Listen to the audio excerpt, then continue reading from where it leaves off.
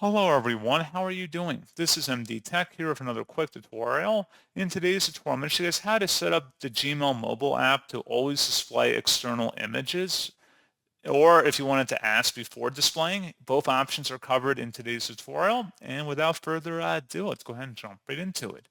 All you have to do is select the hamburger icon, the top left corner of the Gmail app, and then you want to select the settings button.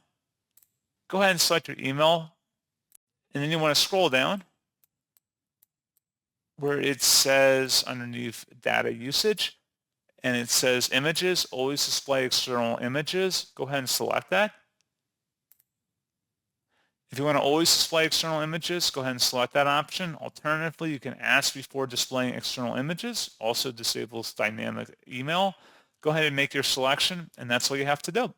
So pretty straightforward process, guys. And as always, thank you for watching. I do hope that I was able to help you out, and I do look forward to catching you all in the next tutorial.